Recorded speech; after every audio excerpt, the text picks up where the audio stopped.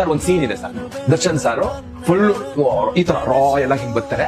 ಅವ್ರ ಜೊತೆ ನಾನ್ ಬರೋದ್ ಒಂದ್ ಸೀನ್ ಇದೆ, ಹ್ಯೂಜ್ ಅಂದ್ರೆ ಒಂದು 200-300 ಜನ ಇದಾರೆ, ನೈಟ್ ಶೂಟ್, ಬೌನ್ಸರ್ಸ್ ಎಲ್ಲ ಇದೆ. ಬರ್ತೀವಿ, ಬಂದ್ರೆ ಶಾರ್ಟ್ ಆಯ್ತು, 9:15 ಆಗಿದೆ. ದರ್ಶನ್ ಸರ್ ಎಮರ್ಜೆನ್ಸಿ ಹೋಗ್ಲೇಬೇಕು, 9:15 ಆಗಿದೆ. ಶಾರ್ಟ್ ನೋಡಿದ್ರು ಎಲ್ಲ ಓಕೆ ಅಂದ್ರು.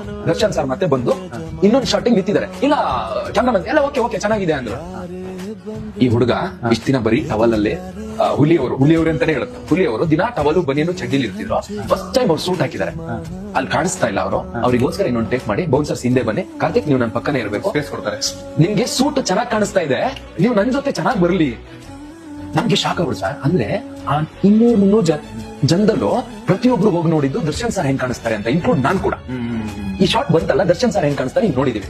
ದರ್ಶನ್ ಸರ್ ಹೋಗಿದ್ದು ಫಸ್ಟ್ ಟೈಮ್ ಒಂದು ಬ್ಲೇಸರ್ ಹಾಕಿದ್ದಾನೆ, ಆ ಬ್ಲೇಸರ್ ಅಲ್ಲಿ ಕಾಣಿಸ್ತಾ ಇದ್ದಾನೆ. ಅವ್ರು ಏನು ಅಂತ ಇದು ಒಂದು ಚಿಕ್ಕ ಸಿಗ್ನಲ್ ಅರ್ಥ ಆಗುತ್ತೆ.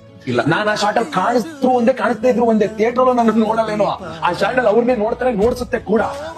ಬಟ್ ದರ್ಶನ್ ಸರ್ ಮನ್ಸಲ್ಲಿ ಬೆಳಗ್ಗೆಯಿಂದ ಇವ್ನು ಶೂಟ್ ಹಾಕೊಂಡು ನನ್ ಪಕ್ಕ ಬರ್ತೀನಿ ಅಂತ ಒಂದು ಆಸೆ ಇರುತ್ತೆ. ಈಗ ಕಾಣಿಸಿಲ್ಲ ಅಂದ್ರೆ ಅವ್ನು ಎಲ್ಲಿ ಕುರುತ್ತ ಮನೆಗೆ ಹೋಗ್ತಾನೋ, ಎಲ್ಲಿ ಅವ್ನು ಹರ್ಟ್ ಆಗ್ತಾನೋ, ಅವನು ಕಾಣಿಸ್ಬೇಕಲ್ವಾ, ಅವನಿಗೂ ಒಂದು ಸ್ಪೇಸ್ ಬೇಕಲ್ವಾ ಅಂತ ಜಾಗ ಮಾಡಿಸಿ ಬೌನ್ಸರ್ಸ್ ನ 2 ಹೆಜ್ಜೆ ಹಿಂದೆ ನಿಲ್ಸಿ ಅವ್ರನ್ನ ನಾನು ಆಮೇಲೆ ಅವ್ರ ಪಕ್ಕ ಸ್ಟೈಲ್ ಆಗಿ ಹೋಗೋದೆಲ್ಲ ಚೆನ್ನಾಗಿರಲ್ಲ ಅನ್ಕೊಂಡು ನಾನು ಬೌನ್ಸರ್ಸ್ ತರ ಸೈಡಿ ಅಂತ ಹಿಂಗೆಲ್ಲ ಮಾಡಿದೀನಿ.